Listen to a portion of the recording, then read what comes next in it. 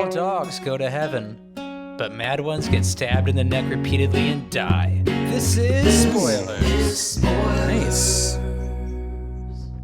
If you haven't seen the movie and you're just listening to this pod now, it's kind of a really dark opening spoiler because you have no idea what I'm talking about, but I digress. It was with like a light bulb too. It wasn't just like a knife. Yeah, that was straight, just broken light bulb that stuck. It didn't break. Shockingly, that didn't break in the neck. It just stuck. So I think there's a lot of carcinogenic powders inside of those type of lights too. That's probably what took him out. it wasn't. It wasn't the stabbing in the neck. It was that. He very quickly got cancer. Stage 4 came immediately. That's awesome. This is your host, Stevie, and today we are hosting what Brett calls a very dark movie. I don't think it's dark. I think it's a fun time. Yeah, there's a lot of murder, but I mean, not a lot of innocent murder, really. But yeah, The Raid. Cannot wait to talk about this. Today, we're going to go from west to east. And I want you to tell me what fictional movie character you would like to see fight Mad Dog in that torture chamber room that replaces Rama and his brother Andy. Ooh. Good question, Stevie. This is Korey, also known as Kylo Ren memes. If we're going with fictional characters, there's a lot I can give. Like one that comes to mind that isn't my answer. This is my secret answer, my non-official answer. Is this your Brett answer? Yes, You exactly. guys gotta stop that when you guys do it all the time. You I said do. mashed potatoes, corn, and gravy and turkey. And then we all agreed that a roll is standard. You said 3 the same time. Tradition unlike any other. It really is. Charlie Cox Daredevil would be my unofficial answer. Just because Good he's so answer. like fucking scrappy and he's like always fighting in a building, like barely hanging on to his life in the Daredevil series. So that's one. But also, and I kept thinking about this guy when I was watching the movie, Jackie Chan as Fei Hung in the Drunken Master movies, which that's are a like good my one. favorite martial arts movies ever. Seeing him completely wasted, like, you know, fully into his Drunken Master mode against Mad Dog would just be amazing. I think that's the third time you've mentioned a Drunken Master film on this podcast. I know, I'm gonna have to Keep go ahead and doing pick it. soon. Yeah. Like, you can't pick it until you get to 10, though. It has to be 10 mentions, then you can pick. Now who's next? So that's one of you guys when you go Chanel Kirk, guys. We jumped right to Indiana. Yeah, we usually have the Pappy buffer. Yeah. I'll go next. I'm Mikey, recording from Goshen, Indiana. And I think... now, does it have to be a fist fight or are they getting a weapon? Because if they're getting a weapon, I want them to fight Wesley Snipes' blade. Similar I think that'd lighting, be a pretty too. good- Yeah. Also, lots of bloody walls and floors. I just don't think it'd be much of a fight with or without a weapon for that guy. I mean, Mad Dog would Blade's win. got no, Blade's got superhuman strength. He's half vampire. Have you seen Blade would Mad Dog, destroy though? Mad Dog. Yeah, he would kill him so fast. But it would be cool. Oh yeah, no, For that'd be like awesome. 6 seconds. This is Josh from Goshen. I would love to see Mad Dog in a Fast and Furious movie as a villain. I think The Rock or Vin Diesel's Dom could take him on, and of course they'd have to have equal punches or whatever. But my actual answer too, I think, is probably Uma Thurman's The Bride from Kill Bill. I think that could be a fun one, and we just reviewed that movie, so shout out. That's a good one. Am I up? Yep, you're up, Brett. This is Brett from Fort Wayne. My answer immediately popped in my head. I'll just say it. I'd like to see him fight John Wick. Oh, that's a good one. Didn't he fight John Wick in John Wick 3? He did fight John Wick, but not, He's in 2. He's in 2 and 3, I believe. yeah, not as Mad Dog, of course, but You got to remember though, John Wick by movie 2 and 3 already has tons of broken bones. He has gotten no sleep. He's been shot and stabbed. His dog You know, died. so his dog died. Well, yeah, that. His Mustang got wrecked. But I'm just saying, like the 3 movies take place all in about a 2-week span, so he's really jacked up. I'm talking fresh John Wick. I just don't. I'd like to see it. Fresh John Wick kind of sucks, though. He gets his ass kicked, too, you know? He has to be a little bit bloodied up to be good. Yeah, he's got to get a couple shots to the face. How many times did Mad Dog get punched in the face this movie, though? That's true. Mad Dog had a really tough fight with Sub-Zero. Joe Taslim? I don't know, the guy who played Sub-Zero. Yeah, that's his name. But that's mine. Or the Predator. Or the Predator. Martial artist, the Predator. Like 1980s Predator or the massive one that was awful? No, the Jean-Claude Van Damme Predator. The one in the crab suit? The Bug? The fucking Stevie. Power Rangers villain Predator? This popped in my head for some reason. This is definitely more of a you answer, but I don't know why I thought it'd be fun to see Mad Dog fight Mad Max in Furiosa, just because of how like crazy that editing was. I think they could put up a good fight against him. Oh my god, I got another one. Mad Dog in this movie versus Mad Dog Tannen from Back to the Future 3. Mad Dog v. Mad Dog. Well, Mad Dog's got to have a gun. Korey, you kind of stole my answer.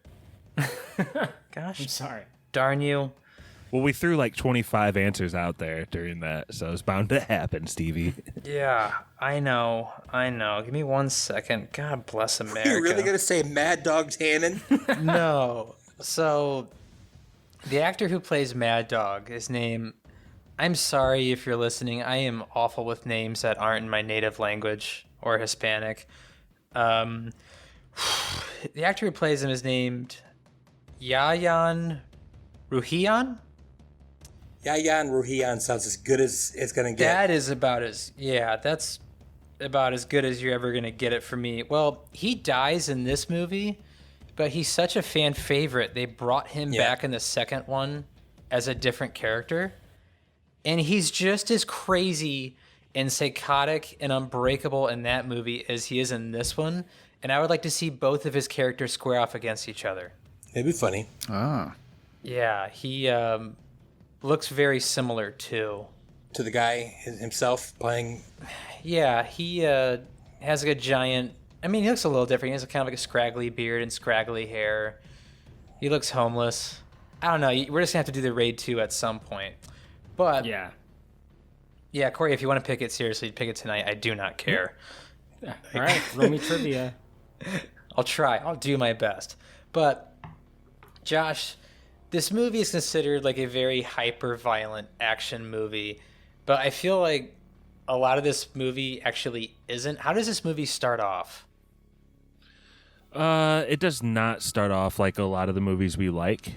It doesn't start off like Drive with like a set piece or anything. It just starts off with a montage. And it's kind of like the main character explainer montage. We get his religion, his family situation, which is his young wife is pregnant, and we get that he trains a lot. So I guess he's good is what you're supposed to take from that, because he's a hard worker or something. But I mean, is that fair enough? It's kind of maybe the most boring part of the movie. You think it's boring? I mean, what are you taking away from this that you like so much here? His wife just laying on her back being like, don't go. Rest. Give me some Oreos while you're out. I crave watermelon. I mean, can you even really like tell what his job is? He's in like such a generic uniform that is like, this guy could work in a garage. He could be in the army. He could be a police officer. He's just like wearing, I don't know, just like work gear or whatever. And then he's like working out and saying goodbye to his wife, who looks like she's dying on the bed. You're like, what is this guy's deal? And then he talks to his dad and he's like, I'll bring him back. And it's just like all kind of out of context for the first like 5 minutes of the movie. It's a little weird to me. Maybe edited weird. It may be edited weird. I love a good montage in any movie, especially training montages. Those are always a ton of fun for me. And also, Ghostbusters. Oh, What? Stevie. There's no like it's not like we notice that he's increasing the weights he's lifting, or there's any sort of sorry, like he's not in Russia lifting logs, Josh.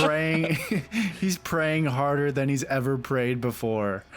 My God, you snob, Josh. Sorry, he's not doing Rocky IV while, Freaky Deaky Mad Dog is shooting up roids and punching fake, fake walls. What do you want from this, Josh? It's a good training montage. Do you want it to be more in character? I guess a montage usually serves to show like a passage of time, but really this is just like a typical morning. This is Tuesday morning for clips. Rama. Is it even a montage of his brushing teeth routine kind of thing? It's a montage of 2 hours, all right? I mean, that's about the thinnest montage you're ever going to see in film. We see him making oatmeal, typing in every number. There's maybe one reason this sticks out for me is there's quite a bit of staunch porn in this. Like, the intro is nothing but staunch porn. So you have a training montage. Not only that, but you have a pregnant wife. And you realize in the beginning that he's going into a dire situation. So he's leaving the pregnant wife behind. And not only that, but he has an elder in his home that he makes a promise to. Come on. That is staunch porn at its finest. If only he was like Catholic or something, right? Yeah, would staunch porn include the Islam angle? Well, they kind of have to do it if they're making a movie in Indonesia, or they might be put to death. Oh, gee. Edit point. We have fans there. With a hammer. We do have fans there. They know. Hey, well then edit that out. I'm just saying it's an Islamic state, basically, so they got to be careful what they do, but it is Indonesia. I'm not ripping on them, I guess. I mean... Well, I guess I should add 270 million people to the people who might kill me. Yeah, that list is getting big. 270 mil in Indonesia? That's exactly how many people there are. It's the 4th largest country in the world. Is that where Spoilers classic Return to Paradise took place, where he gets hung for selling that mellow hash? It's Joaquin Phoenix and Anne Hesh. I believe they are on they're in Malaysia, and I think they're on the Indonesian part of Malaysia, so close. I hate you so much, Josh. Oh my god. You can go ahead and edit all that out. No, Don't we're worry keeping about it. all of that. That's priceless. That is so funny. Mikey, give us a setup of this movie, which is pretty much starts off like a Call of Duty video game. Yeah. So after that, like what we're gonna call a montage, Steve's gonna call staunch porn montage. It is staunch porn. We're in the Stauntage. SWAT truck tank vehicle right outside of the apartment building or tower complex, or whatever you want to call it, where our main bad guy's hanging out. What's the main bad guy's name? Tama. What'd you say? Sorry. Tama. Tama? Mm-hmm. Tama is like a drug lord or something, and he owns like this entire building, and we're talking to the guys inside the SWAT car, and there's one guy in particular who's like, I think a lieutenant. Sergeant Jacka. Sergeant. Oh, sergeant. Mm-hmm. Well, is he the shady guy, or is he the guy in the SWAT gear? He's the guy in the SWAT gear. He's a sergeant. Yeah. He's preparing the troops. Yeah, he's talking to the troops. He's getting them amped up, and he's like, I want to see all of you guys. I don't want to see anybody in any seats or whatever when we get out of here. Ooh, he's wrong. Oh, he's so wrong. He's like, I want my scalps. I will get He's my talking- Tama scalps. He's talking up a big game to get these guys riled up, and then he's also talking to this other guy who's like in charge of the operation, and he's being really shady. What do you think about that guy, Stevie? I mean, we've all seen movies, right? You can spot this guy from the jump. Everyone knows this guy is bad from the beginning. Like, you see this guy, you're like, oh, he's the bad guy. He just has like that bad guy look about him. Plus, he's asking about numbers and why there's so many people.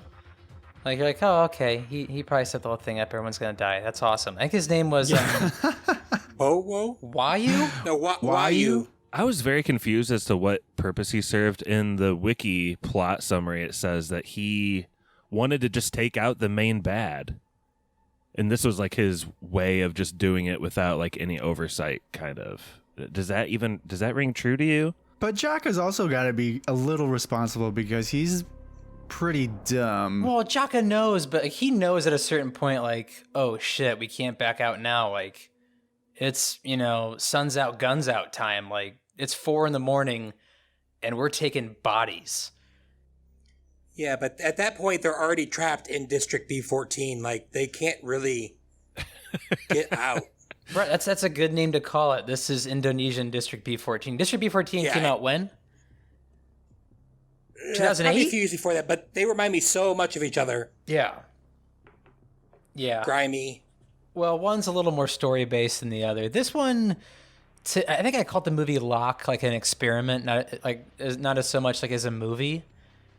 And I know it's like, oh, can we make an entire movie in a car? We might be able to. Let's try it.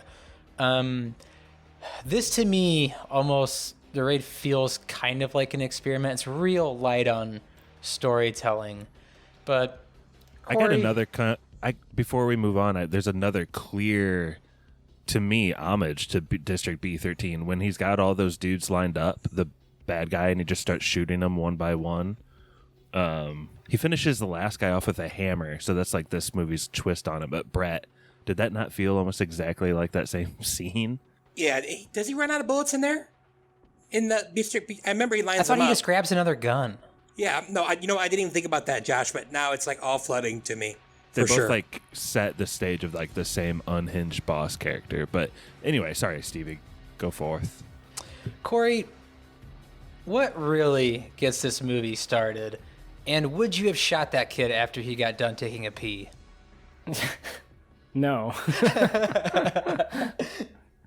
I mean, this SWAT team is pretty fucking hardcore. Like, they are on a mission and they're shooting to kill, Getting into the building for them is pretty easy, I think. It's obviously getting out that becomes it's a little too rough. the main driving force. But there's a couple good moments. Like, they take out one guy with, like, a piano wire or something, like right in front of the building. He's watching TV outside. The dark hands. Oh, you mean the innocent man? Actually, Mikey, if you look at a wide shot picture of him, he's got the same machine guns everyone else does. Oh, does he? He's a lookout. Oh, really? Okay. Maybe, Brett, he's just using it for protection while he watches TV because of the violent neighborhood he lives in. This is also true. Yeah, I mean, I would say people who live in slums like that can afford $2,000 machine guns. Yeah, fully automatic. Yeah. Hey, Brett. Yeah. It's none of your concern where he spends his money. If he wants to protect himself, he can protect it. That's his right as an American in Thailand or wherever he. I just gotta think there are safer places to protect yourself than in District B14.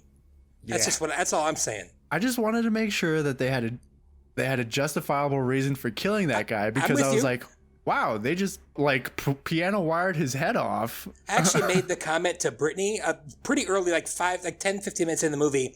I said, they're not big on due process in this movie. So, No. Yeah, I know exactly. And then obviously you kind of find out why. But at first it's like they're just taking out everybody.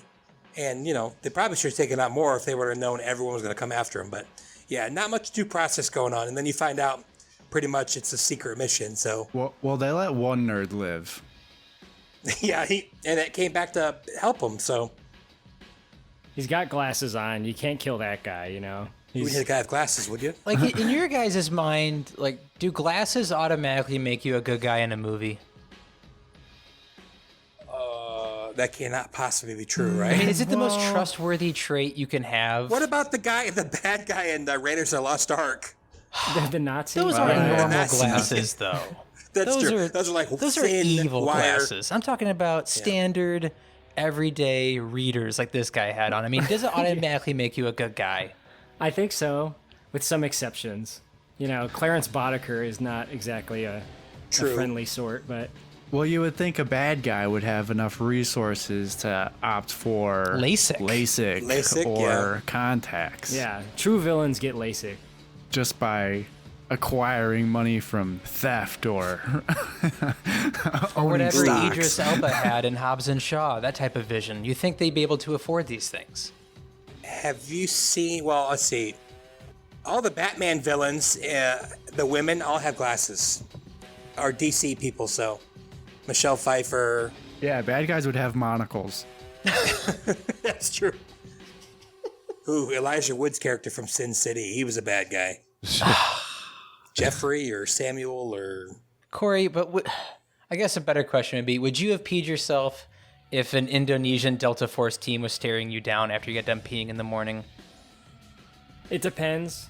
So, if I'm by myself, the answer is yes. If I'm with Brett, all I gotta do is sit down, smoke a cigarette, and let Brett handle him, you know? I think I would be. I think we'd be peeing our pants together. Let's be honest. I mean, that dude didn't. I mean, was it a kid or he didn't flinch? He was like, "Oh, these guys again." I mean, he's a lookout. He's a lookout for his Rufus job. Druglord. I want a movie on that dude. He's got balls. Yeah, he emptied him. Also, how you don't hear like 60 Delta Force ops with their boots on? Like, how'd you not hear that? Well, yeah. I mean, they're doing pretty good, right? Like they're trained well, and like they're doing the whole hand signal thing, taking people out one at a time. But as soon as that kid gets to the intercom and shouts "police" into it, like it's fucking over, and they know it. They're like, the depression like sinks in immediately for like Jacka and his crew. Still very close to the exit. Could just turn around, walk back He out. killed everybody on the way up. Walk out, walk out. I could definitely see that being a video game where you have to go up floors and you have to like keep the decibel level under a certain amount. So you have to like, shoot that'd be people cool. like that. Any Splinter Cell know what game would ever happen. made. It's what? Yeah, That's that'd be just cool. Splinter Cell. It was the most annoying thing in the world. Okay, is that the game? Yeah. I remember. I watched people play that. It was too slow for What my is liking. the weapon called with the wire? Is that a garrote or a garrote or something like that with the wire? What was it called in The Counselor where they took off heads? It's a garrote. We agreed not to bring that movie up anymore, Stevie, for Mikey's sake. I'm just saying it's the one good part of that movie that it was like, oh, that's kind of cool. I mean, it's the same thing with the freaking snowman. They have great weapons to kill and not a good movie. That's a pretty cool weapon. Let's not have it pay off. Yeah, let's not have it At be all. cool at all. Don't bring up torture porn movies that start with the bad ones like The Counselor. Bring up good ones like The Collector. Ooh. What's the second one called? The Collected? The Collection. I think The Collected's the third one. I cannot wait to keep doing those movies. Collectibles. But, Josh, unfold the madness that's about to go off in, District B13 here. The big boss gets on the intercom and he says, if you can kill these police, free rent forever. Free rent for life. Free fucking right. Hey. A deal's a deal, That pal. got my attention, I'll tell you that. I really like the allusion Brett made to a video game, though. Like, I felt like at the initial part of the video game, they got up to floor 6 or 7, somewhere in there. Yep. At some point, they have to, like, drop back down a couple levels to escape, and then they're kind of working their way up again. But we soon find out that the boss is, I think, level 15. So that kind of sets the stage a little bit, doesn't it, Stevie? Yeah, and it doesn't follow the movie poster at all, which is like 30 floors of hell. Yeah, it's so weird. Why would they screw up I don't that know bad? how you missed that. It's not even like it was like one number off. You're missing like a whole other building there. The only thing I could think of is like, you go up 15 flights, you go down you go 15 down. flights. Like, That's not really how floors work, but hey. 15 plus 15, 30. that's simple math right there, baby. Maybe that's what I'm missing. Whoever wrote that poster, whoever made that poster, probably thought they were like the smartest person in the world, and whoever okayed it never saw the movie. So that's the only way I can think of that they got to 30 floors of hell, or whatever that poster says. But yeah, I mean, this is very video game-ish like. You have Tama, like, and it's also a very American thing to say, which is kill these people for free rent for life, because quite frankly, I think there's a lot of people that would take that offer up given like the opportunity. But you got like snipers getting ready. You got people with, pulling machetes out under tables. You have people that don't know how to conserve bullets in an economy, which I imagine is hard to get bullets in because they use about 100 bullets on 2 police officers. They sure do. Was there one part where Tama found a gun and it only had one bullet in it, so he like Rama. threw it? He threw it to the ground because it only had one bullet. I was like, "What are you doing?" I threw it on the ground. I think the character that made me the maddest, because these guys are supposed to be really well trained, and they're supposed to be, like there's weapons training and physical training, and then you're supposed to have like the mental fortitude. Like the third guy we see get shot, who is an idiot himself. Those guys are out. Our guards are dead. Let me hang out in this window a little bit.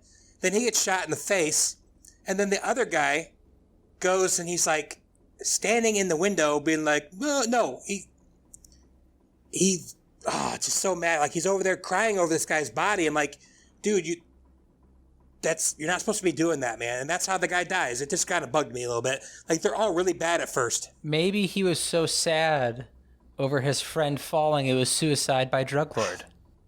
I mean, again, you know the job. The guy that... Well, there's only one guy in this group that's doing sit-ups every morning, Well, you have to understand that this YU guy, he kind of screwed everybody over there, and it's all like coming to light right now. How he came in here without any backup, which is just, I don't know, the dumbest plan. YU? Yeah, YU. But he's not very smart, is he? Or what? Or maybe his plan just doesn't make any sense. Like, what is he trying to do? What is the plan? He wants to go in there and ruffle some feathers? I thought that he was hired by another drug lord to kill these people. Well, but also, someone makes a statement later. You'll find out in 2. They're not going to take over for you. Right, yeah, I guess he gets in the police force or whatever and goes undercover or whatever. Because I was wondering, like, so what, his plan is to go in here with this group of guys and like take out this drug lord and pray to God that nobody dies, because if anybody dies, you got to alert some family. This isn't like some black ops thing that is going to be brushed underneath the table. Like, if anybody dies, people are going to be like, how'd that guy die? Can you imagine if that was in Jacka's speech? Like, none of you have a name or families anymore. Do this for honor. Yeah, what's the best case scenario? Like, even if everyone lives, like, they're gonna go back to the office and be like, man, that raid was crazy, right? And then the boss is nobody like, what ever raid? speak of this day again. Like, Today never happened. Where'd the other 17 guys go? Yeah, they retired. Oh. The only thing I can also think of is in like movies like this, poison and poison food do not exist in this universe. I mean, how hard is it to send up like poison food to a District B13 and have like the main guy eat it?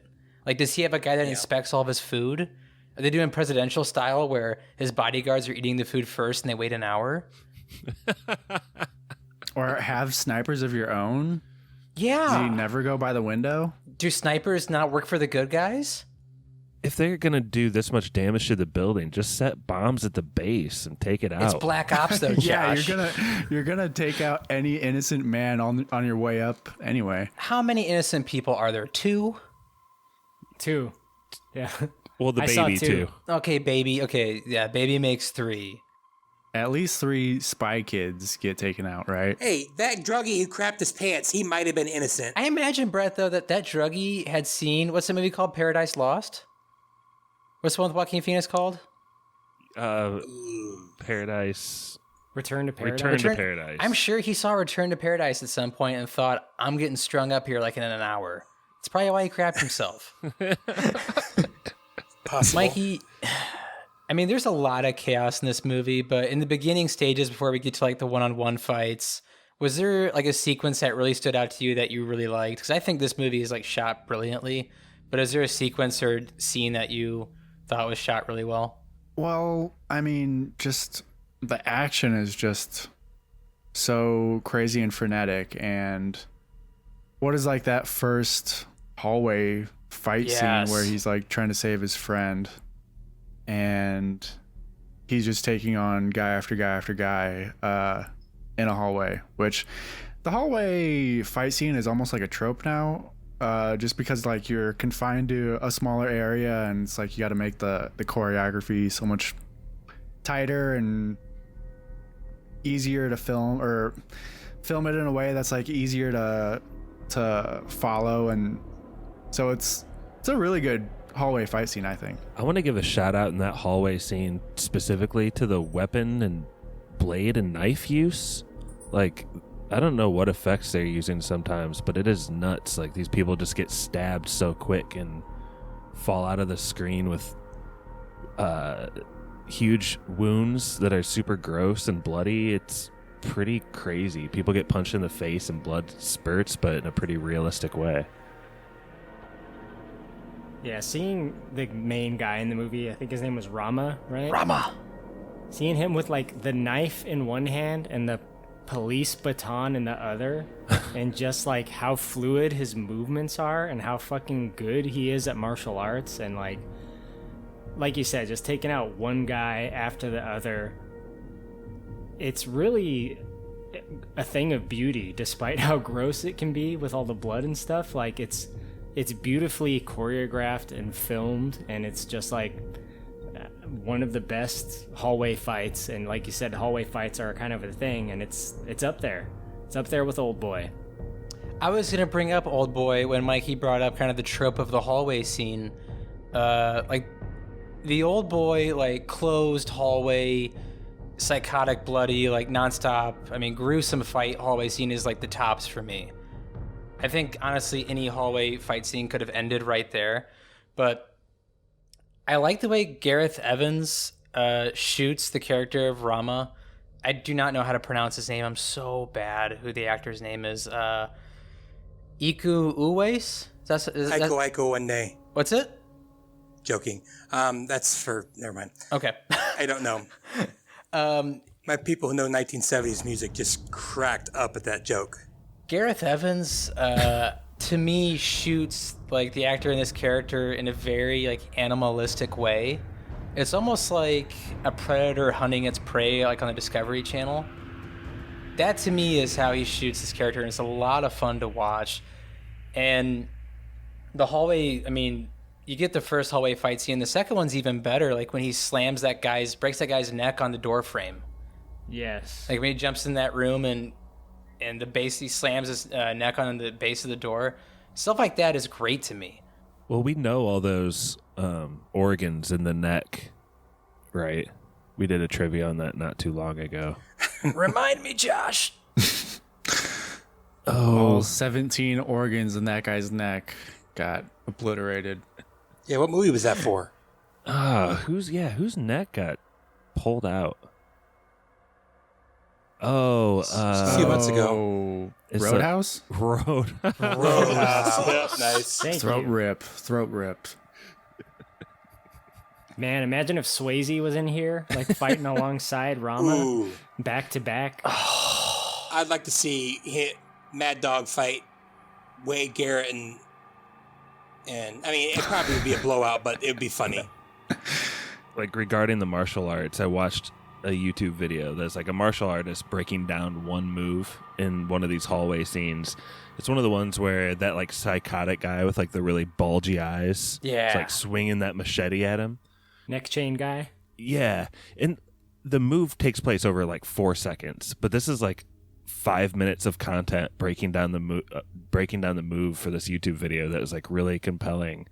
And I don't know, it's just insane the lengths they go through. Was it one of those guys where they bring in an expert to break down fight scenes? Was it Stephen Thompson? Nope. Stephen Thompson, the one that has like his own kick named after him? Possibly. He does like this really weird backwards kick. Probably, yeah. Yeah, I think he did a breakdown of this movie actually, and he thought it was pretty badass. But Brett, were you surprised at all by the Andy plot twist? Let me look up who Andy... Oh, yes, I was. I mean, well, they gave you a little breadcrumb earlier, and I wondered, like, maybe it was a little too much foreshadowing when they're looking at... Like, the first time you kind of see him, like, he talks, and he's looking at the cameras, and he sees our main character. Rama. And he lingers at him. What is it? Rama. Mm-hmm. Like, he lingers on him, and he says something like, do you guys know who you're dealing with?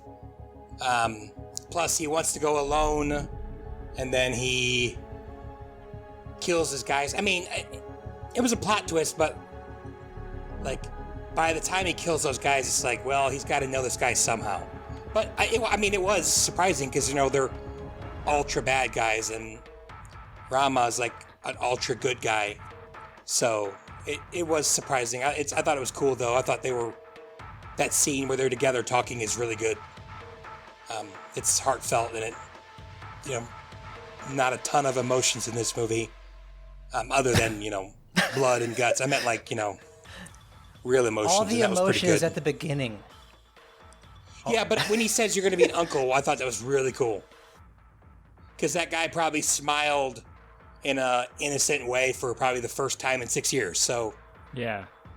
he has a heartfelt, a real moment that isn't fueled by drugs, sex, money, whatever. Rock and He's roll. probably the life he's been living. Korey, were you hoping they were going to do like a Predator, like high five handshake where, like, after he announces he's going to be an uncle and muscles are just bulging and everybody's happy again? He's like, Andy, you son of a bitch. I'm in. Yeah. They're pushing too many pencils. His name's Andy, too, which is interesting, right? Because we were having a lot of trouble with these names like Rama, Jacka, Tama, and then you got Andy in there. Why you? And Mad Dog. Yeah, Mad Dog's the easy one. Mad Dog's probably the easiest one. Of course, I'm guessing Mad Dog does not translate into Mad Dog in Indonesian. It's a family name. His dad's name was Rabid. Angry Canine. Josh, out of like the main fights that we get, obviously outside of Two Brothers versus Mad Dog, Two brothers. Two Brothers. How did you kind of like the solo fights in this film? Well, first of all, let me give a shout out to Joey B/3. That's the YouTube channel I was mentioning earlier. Let's go. My favorite line in the movie, I think, comes from the first solo fight, Stevie. I forget who it is. It's like the lieutenant. Mad but Dog he and gets Jacka?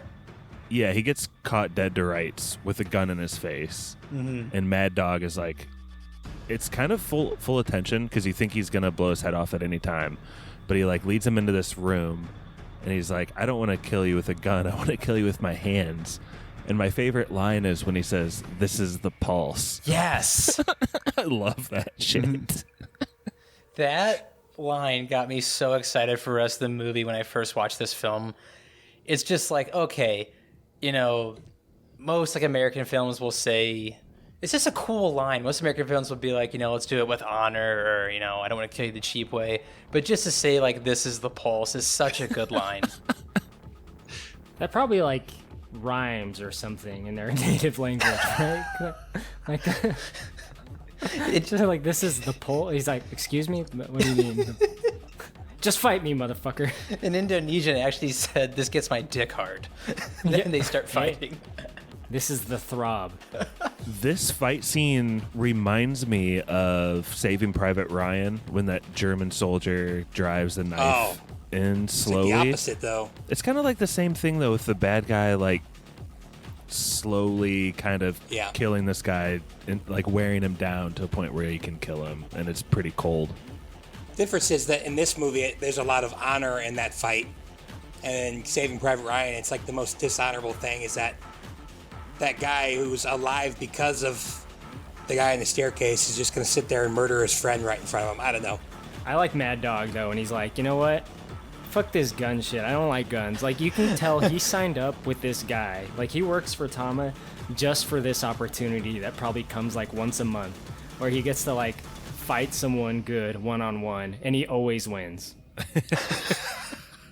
That dude is fucking badass. That Mad Dog guy, like, he is amazing. And he looks pretty fucking stupid, to be honest. Like, he's really short. He's a very small guy. Yeah. And he's got like a very... He's kind of old, too, for... Yeah, he's like very thin and got like a very narrow face. He's very mousy He looks like looking guy. Ronaldinho at the end of his career, kind of. Oh, no. He does look a bit like Ronaldinho. He really does. He's not the most handsome dude, but goddamn can he throw down. What would you guys consider his style? It has a name. Yeah, it's Sanchik crap. They use How the would you describe it to It's like an American? Pencak Silat. It's an Indonesian national martial art. Pencak Silat. How would I describe it to an American audience? Yeah, explain like I'm 5.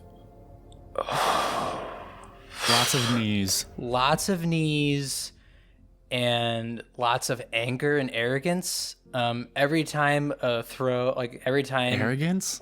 a part of the body is thrown, it looks like they want to kill the other person in the worst way. It honestly looks, you tell you what, it looks like a bear attacking an innocent human. I mean, it's kind of like kung fu. But they all know it, though. That's the thing that, like, they all knew this martial art. Like, yeah, it's not that common. Like, I know it's it looks popular, incredible. It looks incredible on film. Like the way this movie is cut, there's obviously not a lot of long takes because you have to do your redo blocking, reapply makeup, stuff like that. But I mean, the way that this martial arts translates to film works really well. I think it works better than kung fu. It's this movie's parkour, if you're comparing it to District B13, right? Whatever Yes. it is. Kind of brutal fighting style, flurries of fists and knees and elbows. And I mean, I would agree that the guy who plays Mad Dog has been in some crazy martial arts movies like the last 10 years. And all of the ones that he's in, they're all like just absolutely insane choreography in all of his movies that he does. And I think he choreographs a lot of them. Like, this one was done by him and the main guy, Rama. Rama's got like a judo background, which has a lot of throw. When you see the throws, I'm not saying that Penchak Salat doesn't do throws, but when you see like real hip tosses and really cool sweeps, a lot of that is judo based. Which, I mean, judo is my favorite martial art. So yeah, I could see people. I saw someone complain a little bit on IMDb about, the common misconception is that this is all Penchak Salat, but I mean, come on, it's not like moves in Taekwondo aren't the same. Some of them aren't the same in karate. They're called different things. So, like, obviously there's going to be someone who does karate is going to be like, hey, that's looks like I'm not going to try to make up a Japanese name. That would be really bad. But it's like all similar, just with different names and maybe different ways they're taught or whatever. But I don't remember where I got with that. But yeah, Yayin Ruhian or whatever is like, I think he's a pretty dope choreographer, and you can tell from this movie. You're gonna love him in number 2, Brett. You're gonna love Mad Dog in number 2. But Korey, I have a question for you. You've seen both films. I imagine you know a little bit about these. I know they did light tagging in the second movie, which is going full go, actually hitting each other, but not doing it to the point that would cause injury. Do you know if they did any of that in this one? So that I don't know. So Stevie, I have seen this movie before we went to rewatch it for this podcast and the sequel, but it was back in my get blackout drunk every night phase. So I just had like the vaguest of recollection. It was really nice rewatching this actually, and like actually watching it, right? And like remembering everything. And because all I remember from this movie is really the spectacle of action that it is. And this movie is that. And it is that in a really big way, right? If you tell someone about The Raid Redemption, you tell them like it's an insane action movie that all takes place in one location that has amazing martial arts and amazing stunts, amazing everything physical, right?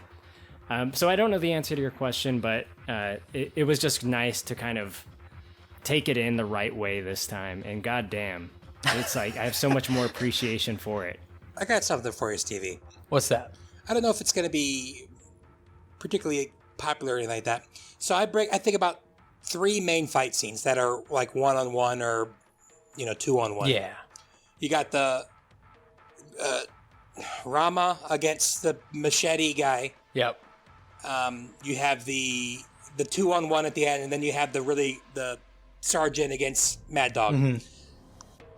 I think the sergeant versus Mad Dog and the 2-on-1 are like unbelievable, legendary. And I think the only complaint you could have on the last one, I think Brittany said, is it goes on for maybe 2 or 3 minutes longer. It's like it's hard to root for a move to hit because you know it's not going to mean anything. I thought the one with the machete I thought they tried too hard with that. I thought the choreography was lacking compared to the other 2. Now maybe it's just because there was so much more honor in the other 2 fights, so much more behind it. This one was just some maniac. And don't get me wrong, there was like one of the coolest stunts I've ever seen in the fight scene in the machete one. It's hard to describe it. You guys might know it. The guy's like on the ground and the main guy runs at him and throws a punch that's blocked. But like in the same move, he dives at him with his knee out and like hits him in the chest. I think it was during that one. That might have been during the Sergeant one, but that was insane. I've never seen anything like that. But go ahead. That's kind of how I felt. I felt they tried too hard with the first one. It's like they made dumb decisions I didn't think they really would make. Just, I feel, in the, we're going to make this flip look really cool. I mean, yeah, he's in this position, and he wouldn't really do this, but it'll be cool if he flips this way. I just thought they tried way too hard. The other ones were way more natural to me. Yeah, I mean, it almost kind of suffers from the idea of a film having to like re-energize itself over and over again. True. It's true. I think this movie pulls that off really well by re-energizing itself. And this movie also doesn't have a lot of musical cues to go along with it like Quentin does with his movies, especially with Kill Bill like we talked about. Did it suffer from the change in soundtrack, because this change in score? Did it suffer because of that? Personally, I liked how little music there was in this movie. Oh, me too. I thought the build-up intention of having soldiers go through a building with no music whatsoever built great tension. Same with like the Mad Dog, Andy and Rama fight, where there was very little music before they even started fighting. It's just a tension builder. The only way I could answer your question, Brett, or even your thought of, the guy with the machete probably wasn't as great of a fight, is I think hand-to-hand combat, or pure hand-to-hand combat with little surrounding bits, like a laying around knife, or, say like an axe that's like against the wall for some odd reason that's grabbed once and thrown away. Mm-hmm. I think trying to block and show off, a fight where someone has a weapon is really difficult. I think it's a really hard choreographed thing to look natural on film. And I think even at this point, we're nitpicking a little bit, right? Mm-hmm. I mean, can we agree on that? The other two are like a $60 steak, and this other one was like a $40 steak. It's still really good, but not as good. Right. I mean, even with those things being said, which are pretty, I mean, you're pretty right, but it still maintains, I think, in my opinion, one of the best, like, choreographed hand-to-hand fight movies that exists, that I've seen, and I think it's widely regarded as such. Did you guys feel like in the fight with the two brothers, it was almost just like too many punches in the face? I think Brett kind of said that a minute ago, but like... Oh, well, I mean, any Kung Fu movie is just absolutely ridiculous. With they don't how have many buttons, Josh. Punches you're taking to the face and kicks to the face and stuff. Yeah, it's unrealistic for sure. That's one of the reasons I think John Wick works, is because he gets his butt kicked and he gets actually hurt throughout the movie. But I know it's not a realistic movie in every way. I just thought it was so many that I think Brett, again, said it. Like, the stakes were so low. Like, this 21st punch to the face isn't going to do much or something. There's going to be 94 more punches. It's just like, it takes a little bit of the wind out of you. But well, you can't have three concussed guys in a room just kind of like waddling around. I know I'm yammering a little bit about I really like the fight choreography, and one thing I don't know if they did on purpose, but I like that actually brought a little realism, and it's the Jacka versus Mad Dog fight. Mm-hmm. When you see them standing next to each other, Jacka is so much bigger than him. And I think throughout the fight, that's really cool, because you can see that Mad Dog, even though Jacka is very highly trained, Mad Dog is a better fighter. Mm-hmm. But Jacka is bigger and stronger. And it's like, kind of like 3 punches from Mad Dog equal 1 from Jacka. Now, Jacka doesn't land as many, but that's why I thought it was really cool, because they actually stand by each other, looking at each other at one point. And, Jacka's not a big guy, but I think Mikey mentioned it. Mad Dog is really small. Somebody mentioned it. And I thought it's really cool because that's realistic. They are both skilled. Mad Dog's obviously the alpha dog, but he's, bigger and stronger does mean something. Mad Dog's power level is much higher. Right. Well, Jacka's is higher. I do like the neck snap, though. Always love a good neck snap. Yeah. Especially how he kind of toyed with it, too. He made it a little longer than he had to, but... That's why I'm saying he's like that German soldier, just kind of a little sadistic at the end there, right? Yeah, he should have had a little more respect, and he was a little sadistic. He enjoyed that a little too much. Which, I guess, hey, he said he was gonna. I mean, that's what he enjoys. That is the pulse. Yeah, I mean, that's like it one is. thing that's great about the Rama Mad Dog, with brother Andy fight, is the stakes are super high because Rama made a promise to his father before leaving the house after 2 hours of training that he was going to bring him home. And Andy just figured out that he's going to be an uncle. And Mad Dog, this is like the best day Mad Dog has had in 10 years. Is to not only fight the most trained, Indonesian Navy SEAL in the building, but also to fight the guy that he hates that has turned out to be a rat, and the opportunity to kill him in front of that other brother. I mean, this is like Christmas to him. You gotta think that he would rather not have died, but he died doing what he loved. That was the pulse, Brett. He really did. That was the pulse. I mean, what you guys don't realize is that when Rama gets home and his dad says, "Where's your brother?" and he says, "I didn't get him," and his dad shoots himself in the head, that should have been a mid-credit scene. That's awful. Yeah, but I got a dark sense of humor. Now his brother is the head of the building, in charge of the operation now. So maybe he's proud of him. Well, Instant that only lasts for promotion. like 5 minutes, though. Yeah, but it's probably my favorite part of the whole movie is the two brothers Mad Dog fight. I think that fight scene could have been 20 minutes, and I still would have been happy with it. Just the choreography that was going on, the way the camera was moving, the way the lighting was flickering on and off throughout the room, just so much fun. And there's no escaping that fight as a viewer. You're just there. And even though it may be like 9 or 10 minutes long, it feels very quick. So that's my favorite fight of the entire movie.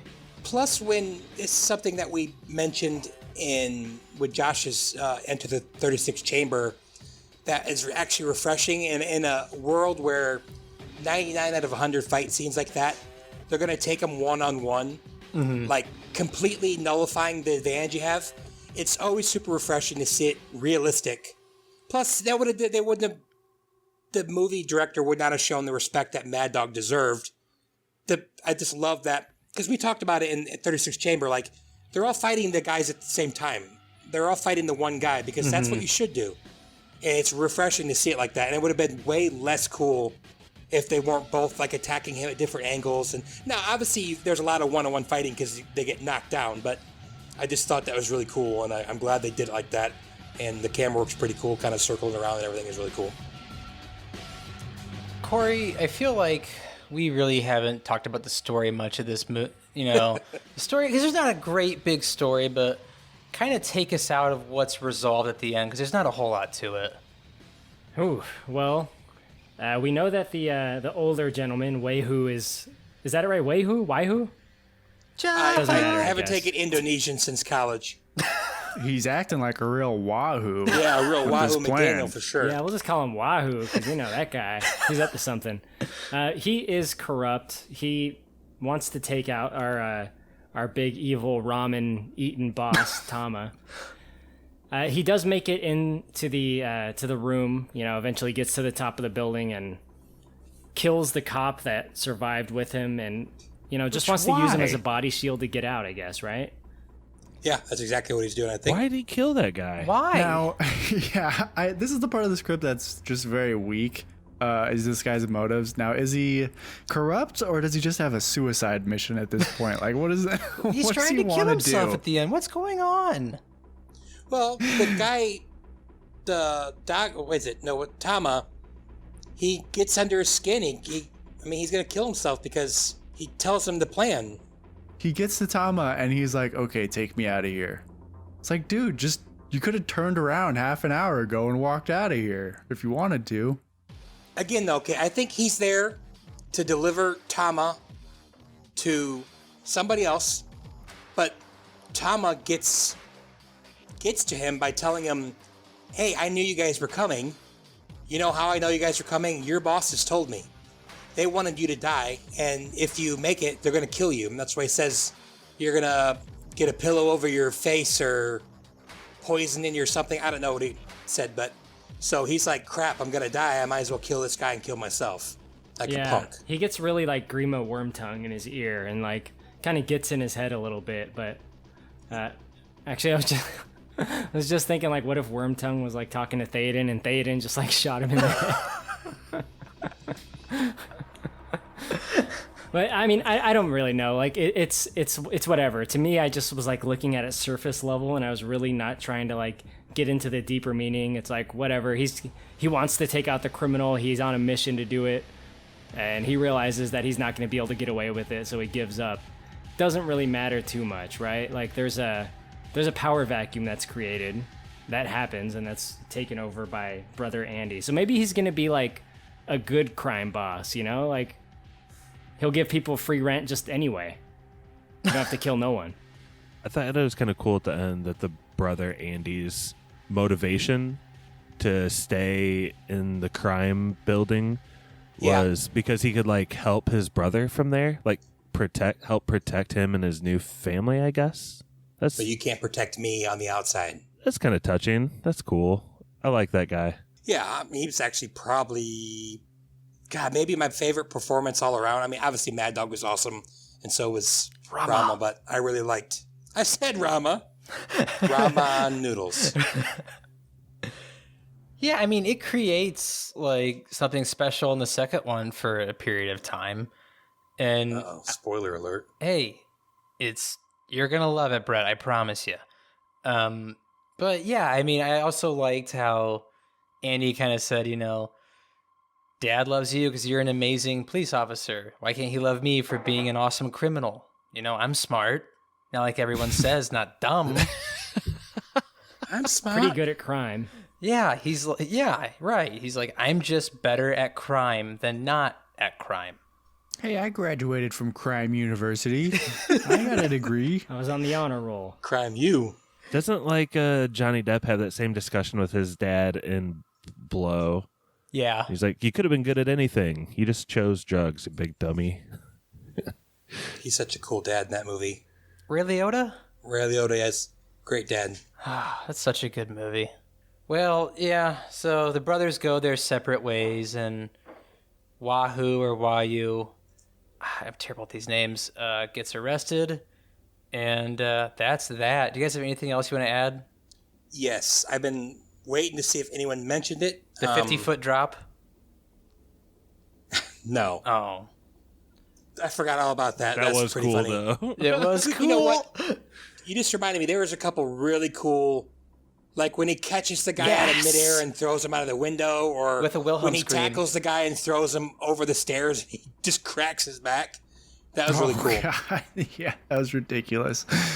But I've been waiting for this. I'm sure you guys saw it, and I did a little research on the side.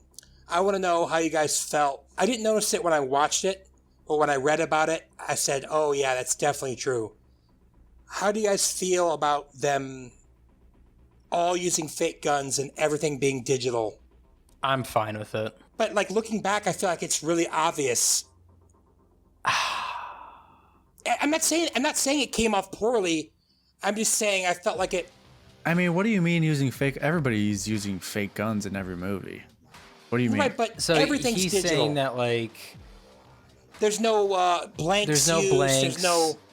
It's all digital sound. It's all plastic digital guns. muzzle Nothing flashes. feels real. The Well, weight isn't real. Yeah. They're literally all airsoft guns. Yeah. I mean, that doesn't matter. It looked fine. I thought more, if anything, it was the sound. That was just more of a. To me, that was just more of a budget isn't thing. digital like, expensive? You can just look at this movie. Like, just look at this movie. It's like made for nothing. It's $1 million budget that made 10 back. Again, I'm not saying it was bad. I'm just saying, like, looking back, I could tell it was obvious. And, you know, there are plenty of people that know a heck of a lot more about stuff like that than me who probably could tell. Yeah. The way But you got to do what you got to do at the same time, you know. Yeah, the way I also look at it is, I mean, I don't know how expensive replica weapons are versus airsoft guns and using digital on top of them. But also, maybe it's because Heat is like one of my all-time favorite movies. I think that movie is incredibly hard to top when it comes to using weapons and showing them off in film. Yeah. So why, like, it's kind of one of those things of like, if you're gonna, whole ass one thing in a movie, they pretty much whole ass kind of the martial arts aspect of it and the choreography. Yeah, I think they put the budget weapons, on the the weapons, which was much more secondary. All Brett can think about is the fact they've got replica written on the side of their guns. Well, I mean, Brett's guns got were a Desert pretty Eagle big part. 5-0. written on the side of his. Honestly, I wasn't even noticing the guns. I noticed more of like, oh, are the SWAT guys doing like what normal SWAT guys do, or are they like acting like total goofballs going in and out of these doors? Like, oh, I'm gonna look not around the corner and just get blasted in the face or whatever. Or they seem pretty accurate. The guy gets snuck up on in the hallway by the guy who cut himself out with a machete. It's like, dude, you got to be better than that, man. Brett, I mean, if they have these fake guns, all right, and they're not actually firing blanks, how hard is it to not go like pew pew pew pew pew pew pew pew pew bang bang Bang, bang, bang. That's Stevie, the real hard job they got. do you like the one-off characters, like when things start really popping off in like the corridor after the big bad makes the announcement, and there's like the one guy in the white t-shirt who's the first to get shot, but he gets up and starts shooting more, and then he's the first guy to get like blown away. I just love that guy. I love characters like that. I thought there was a great homage to Nicolas Cage's The Rock, when they were like in the kind of in the outward hallway stairwell, and that guy shoots his gun, and it creates a giant light around the room, and everybody could see him. That just that reminded me of the bathroom scene where they had the elevated position, and the Navy SEALs like, this is not a right to mutiny. That's what that reminded me of. Nicolas Cage's The Rock. Yep. Michael Bay would disagree. No, Michael Bay may have like directed that movie. Nicolas Cage made that movie. Michael Bay was like involved, like loosely. He was loosely telling people what to do. Nicolas Cage is the reason that movie is a classic. Why don't you say we cut the chit chat a-hole? A-hole. And also, before we get to trivia, a couple of things. One, the running out, when Rama tackles that guy out the window and just accepts that he might die is such a cool scene. I liked how he was actually hurt for about 10 minutes. Then his body healed. Did you like how the bad guy was breathing? Why are those deaths so funny? Like, it's not funny, but I can't help but like laugh. I don't know. Some of them are pretty funny, dude. Like the broken back one always makes me laugh. Yeah, he doesn't move too. It's like he hits it perfectly where his back snaps. He doesn't slide off the front or the back. He's just laying there. And then the young guy that sees him, he looks at him like, "Oh shit! Like this is real now." Like that one always makes me laugh. What other one? I do love the refrigerator exploding with the gas tank. Yeah. I have a small thing that we haven't mentioned. I was wondering if Josh was going to bring this up, but Rama and Mad Dog, that's Kanja Club. Yes. Josh, you know about Kanja Club, right? J.J. Abrams can burn in hell for that. Wait, Tell what that is to Kanja Club. What is this? I don't know what that is. The guys from this movie were the ones that were chasing Harrison Ford in Force Awakens, and J.J. Abrams used them for 2 minutes. Good to see you. Underutilized. Yeah. Josh is like, that's a missed opportunity. Sorry, I forgot Josh is only into the prequels. A purist.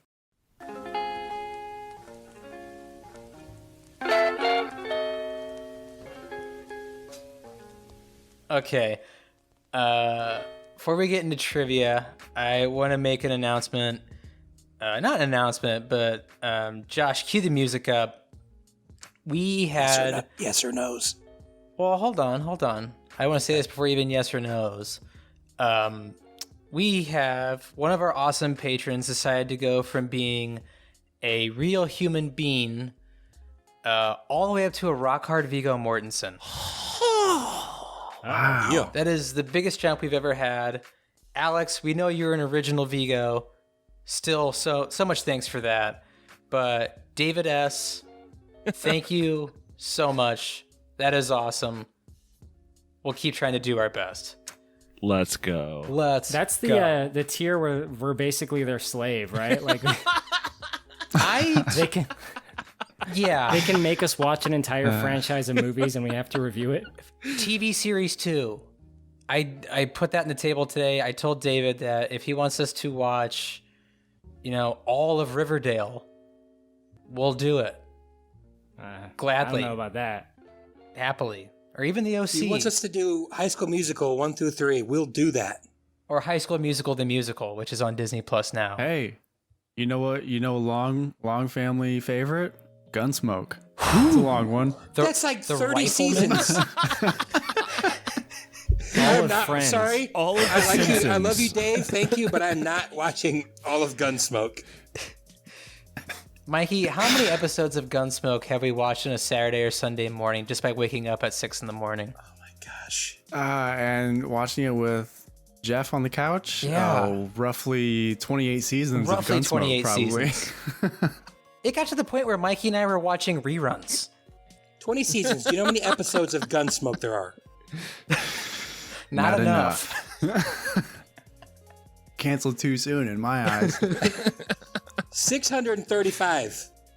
Hey, Oh my God. it's a lot of content for Hey, Dave. at the level he's at, we're beholden to, I think, quit our jobs, divorce our wives, and really focus in on Gunsmoke for a We couple just of became a years. Gunsmoke podcast. If he pays us 20 that a day, then I'll quit my job. Oh my God. Well, No, I won't. I just got the stank eye from Brittany. I'm not quitting my job. thank you, David S. If you want your last Thanks, name Dave. said on your episode of Southland Tales, we'll say it. But David S. for now, thank you so much. Let's do yes or no's. Let's go Isis to Weesis. Okay. Yeah, this is Brett. Yeah, it's definitely a hard yes. That was really cool. I really enjoyed that. I think I've said enough throughout the movie, throughout this podcast. Just cool, ultra-violent, great choreography. Just really cool. Definite hard yes. Josh from Goshen, big yes for me too. If I was organizing my DVDs and putting this on the shelf, I would put it right by District B13. Maybe a little bit under it. I think it adds a lot having main characters that look like Chris Martin and Ted Mosley. Just like Mosby. a different. Yeah, whatever. I never got that right. Ted Mowgli. But that concludes my yes or no segment. Mikey from Goshen, Indiana. And I'll give it a hard yes as well. This is just a really, really turn your brain off and just kind of just absorb what's going on in front of you type of movie. You're kind of just watching it for the moment-to-moment action, and it really delivers on that, I think. But yeah, I can't wait to do number 2. I think I like the Raid 2 a lot more. Oh, yeah. I think it has much better choreography and fight scenes, but we'll get there when we get there. I can't wait to get there. More money, Hard right? yes. Oh yeah. Bigger budget. Oh yeah. This is it. It's about as long as The Godfather. I saw that it was really long. All right, this is Kylo Ren Memes, and this movie is a yes. This movie is fucking awesome. If you have not seen the Raid movies and you are in the mood for an action movie, these are the ones to go with. They're not quite stupid in the way that the Fast and Furious movies are, but they are similar in the way that they're built on the spectacle, and the spectacle is wonderful in a completely different way. It's just some of the greatest hand-to-hand stuff and choreography and just fast-paced, hard-hitting, brutal action that you will ever see. So good. Yes. If the fast guys would have gone on this raid, none of them would have died. They would have killed everybody. Well, they established in the most... Well, we'll get there. Yep, I know what you mean. Well, how do you perform a raid inside of a Dodge Challenger? You just drive up the stairs, man. Yeah. Up the side of the building. You kidnapped my family. Yeah, this is Stevie recording from Elkhart. I will give this the hardest of yeses. I'm in Mikey's camp. I love this movie.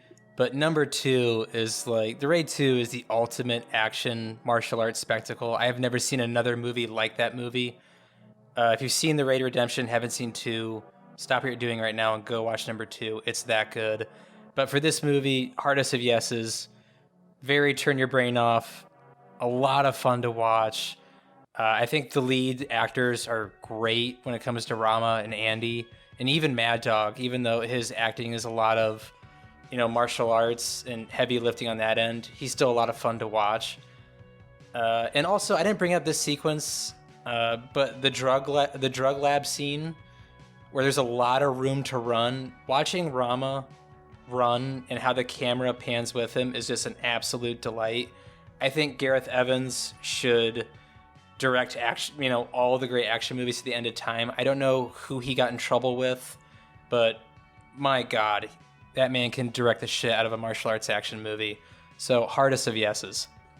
Are you talking about when they anime run on the Coke table? Love it. At each other? Love that. Yeah, that was cool. That Rama looks athletic as shit on film. Like, I know he's athletic in real life, but I mean, he looks athletic on film.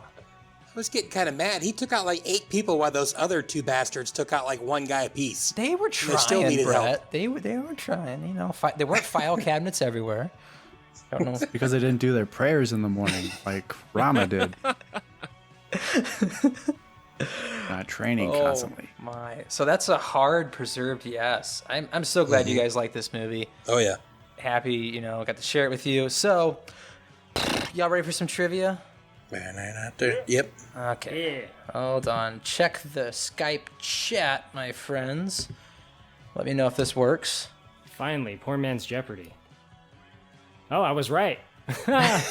It came up? Oh. Why isn't Mikey last- in it? I don't have any What? numbers. What do you mean, why isn't Mikey in it? Mikey's not in it. I don't have numbers in mine. I don't In my claim to boxes. understand how this board works. No. This is just you guys in the sites I could remember. This is the table. That's just the order. Yeah, it's just the order. This is just the table. I'll keep track. Don't worry. Okay. Okay.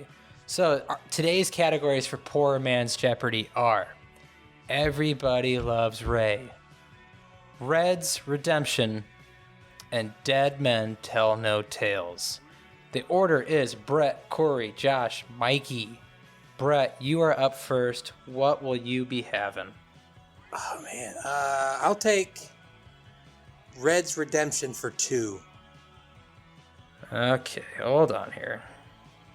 Why is my phone freezing now? That's awesome. What do you think, Brett? Ridiculously hard? Because it's his first one? Oh no, this is pretty easy, guys. 50% will be right. I can promise you that. Okay, Brett, you took Red's Redemption for what? 2. For 2. Okay. Red's Redemption for 2. In Sanford and Son, Red Fox was famous for using what line in that show? How close do I have to be? Is that your answer? Sorry, that's incorrect. He says I'm coming. And his wife's name. Is that your final answer? Hold on. Form of a question, Brett. I'm coming.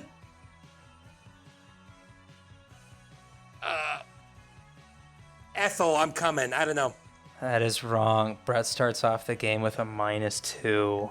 Elizabeth, it's the big one. I'm coming, Elizabeth.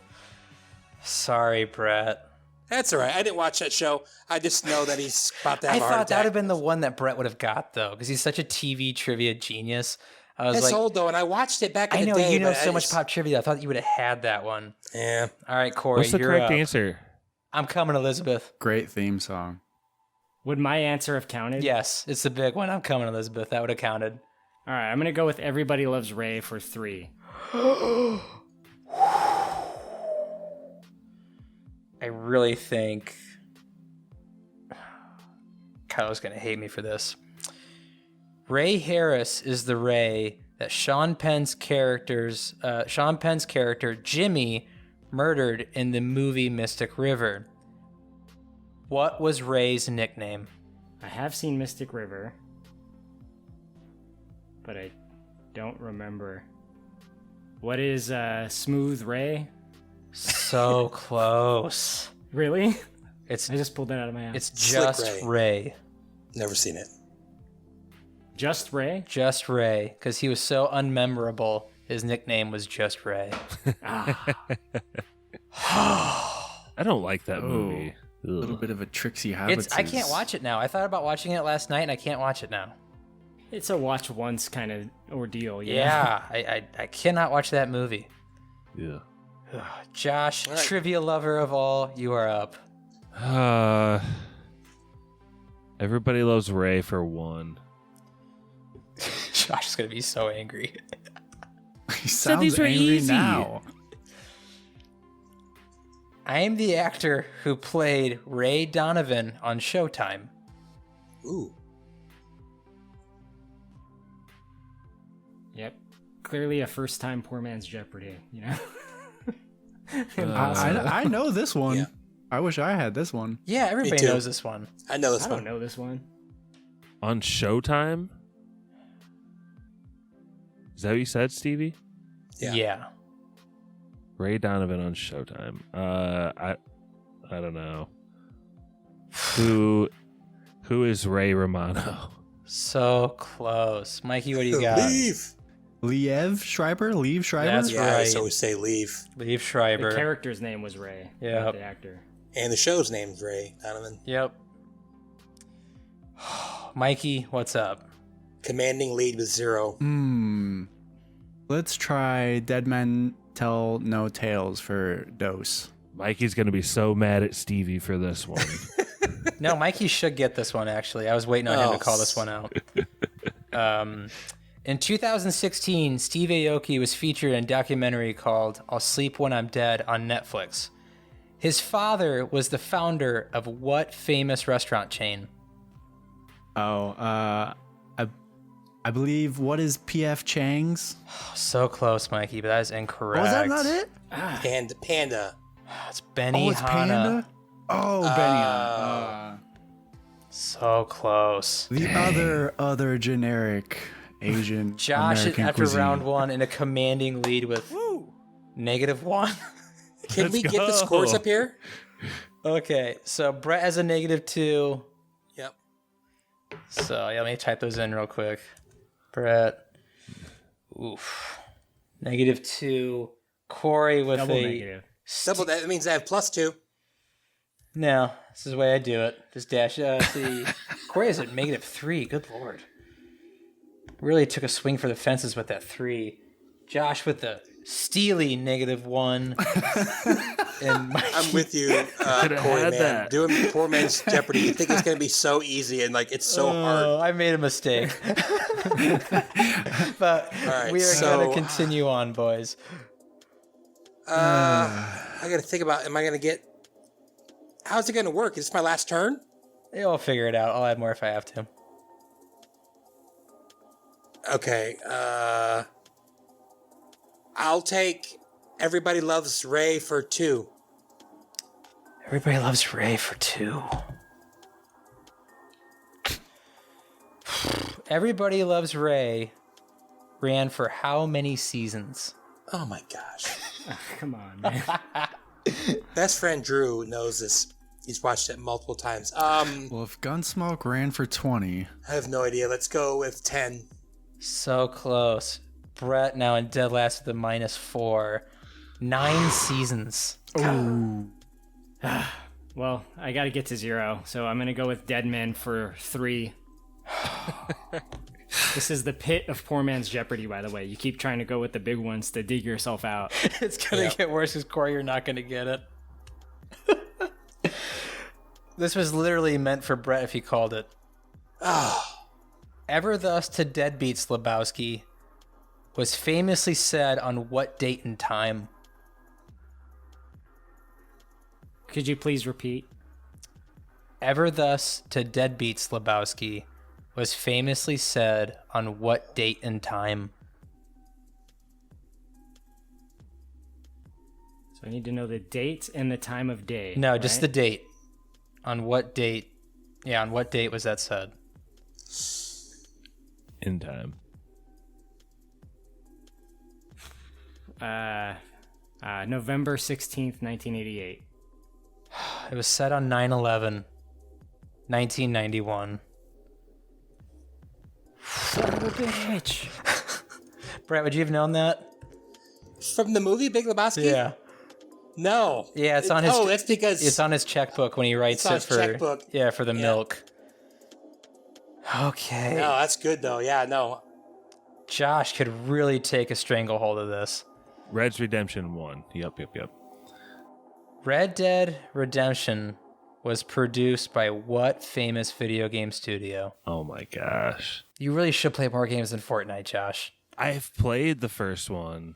Mikey's got to know this. So I know this one. What is Rare? I got a guess. Yeah, have at it. Rockstar. It is Rockstar. Dang That's it. what I That's would actually guess. what I was picturing in my mind. Shit. I just hate trivia so much. Someone's got to So get one of terrible. these right. I didn't realize you guys would miss all these. Good lord. Stevie, let me ask you. Would you have been able to get these right? Yes. Okay. At least you set it up right. You always do the ones you know. I didn't have to look any of these up. All right, so tough. live score here. What is Josh at? -2. He's tied with you. Oh, he's Hold at. on. You put the. Oh yeah, Yeah, no. I read the wrong one. That sucks. I'll just have to redo that. Josh, you get a do over. Wait, he said Red's Redemption for 1, didn't he? Yeah, I read the wrong one though. I read 1 for Dead Men Tell No Tales. Just Why wouldn't flip you- it. Just You No. said Red Dead Redemption. Yeah. I know I read the wrong one. Josh, you ready? No. Yeah. Okay. Okay. I'm sorry. That's not your fault. That's my fault. No, I just want to. I can't. I love missing more questions. It makes me seem so smart on the It podcast. makes you seem a little snarky. I'm not gonna lie. You complaining about it while we put in all this work. It's a real buzzkill. Red's Redemption for 1. What state did that 70s show take place in? Where is Wisconsin? Hello, Wisconsin! Literally the Let's only easy one. go. Josh at 0. What city, Josh? Oh, this is the best fucking trivia of all time. I love this shit. Mikey can win with the walk-off. What is the name of the? It's on the tip of my tongue, Brett. What is it? Just say it. Point Place. Point Place. Point It's place. made up, but Yeah, I guess I gotta go Red's Redemption 3. Man, this is gonna be really hard. it's going to be the greatest sports moment in history if Mikey hits this walk-off. Listen, I don't want to pull the trigger with a gun. I want to fight Mikey hand to hand. This is the pulse. Well, the way I mapped it out was not all the 3s were super hard and not all the 1s were easy. Mikey, you should win this.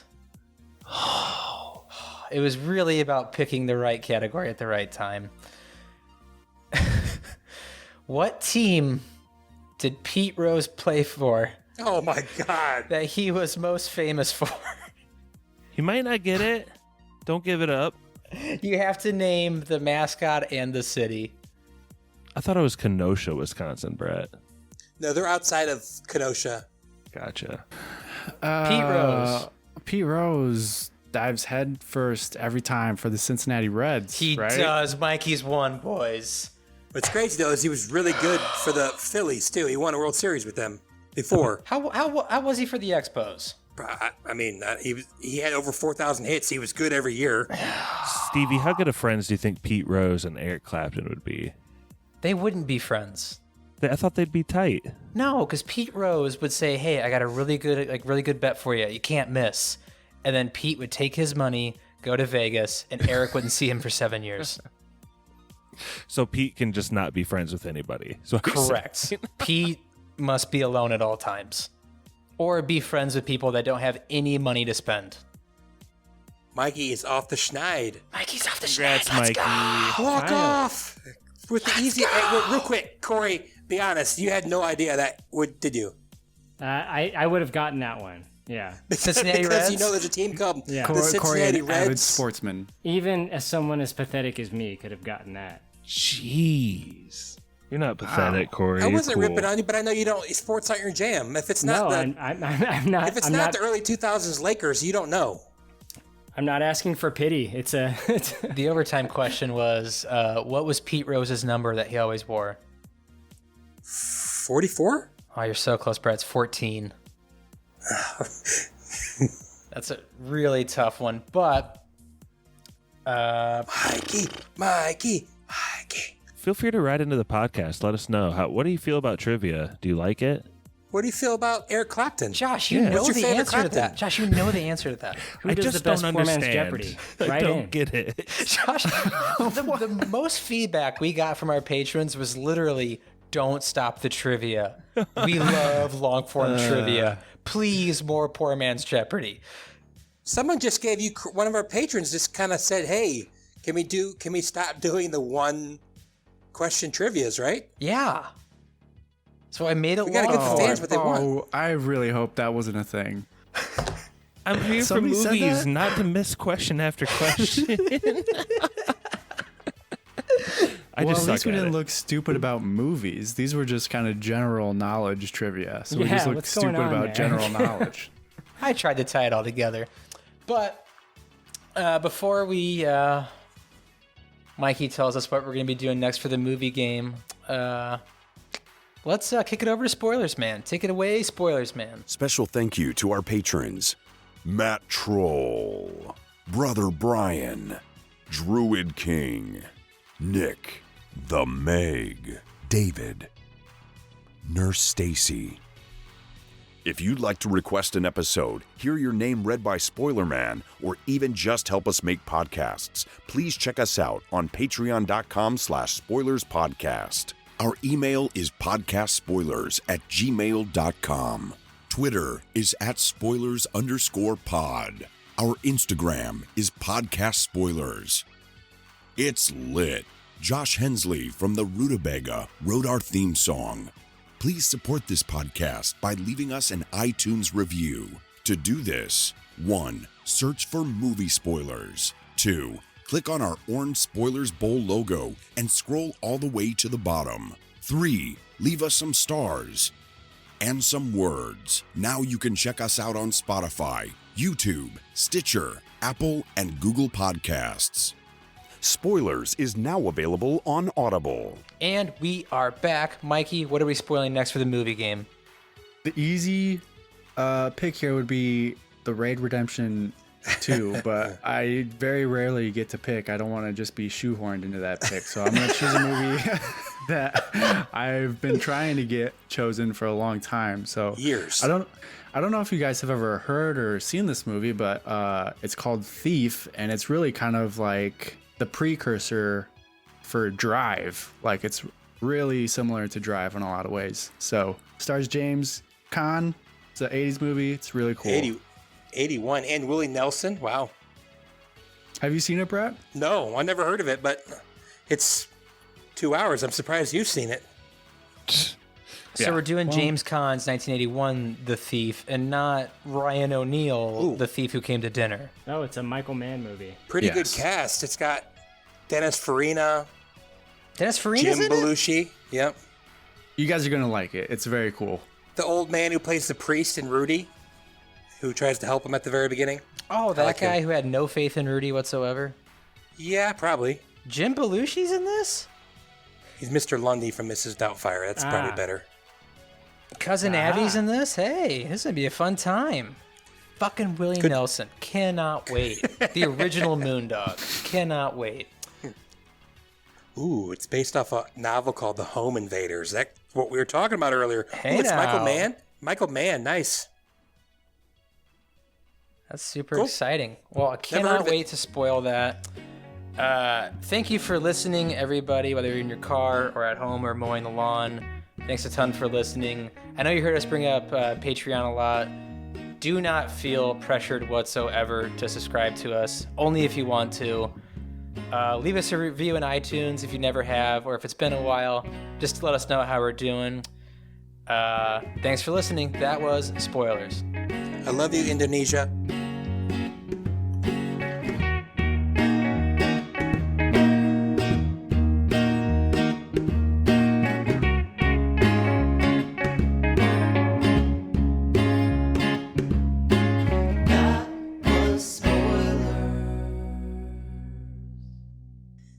If I would have I almost picked Red's Redemption 3, but I was like, oh, it's going to be way too hard. I would have had a I chokehold. didn't make all the ones easy, and I made one of the threes like very easy. I would have like killed everybody because I would have just taken ones after that, and everyone would have been like negatives, but whatever. I'm going to let you guys in on a little secret, and I didn't even follow this stupidly. Always go for the ones in Poor Man's Jeopardy, because people go into the negatives so quickly. Yeah. Just get the ones. I was my bummed only strategy. no one got Liev Schreiber. Ease yourself into the I negatives. thought Liev Schreiber was so easy. Mikey and I knew that, though. Yeah, I mean, I thought if we would've picked Rockstar it- was super easy.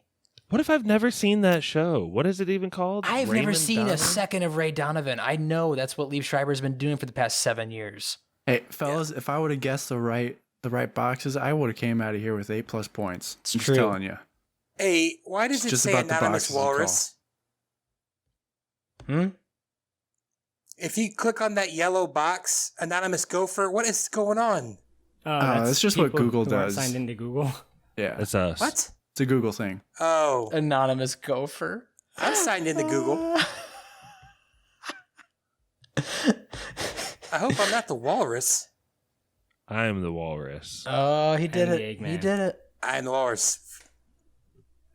I'm ready. You know what I was going to pick, Stevie, if I won? What's that? Escape from Tomorrow. Escape from Tomorrow. Escape from Is Tomorrow. that the Disney movie? Disney. Oh, dude, Yeah. I hated that movie when I first saw it. But I'm really, I know, I I'm wanna rip really it happy apart. with the person that made it. That they actually did it. Mikey's ready. There's a lot to talk about there. That was spoilers.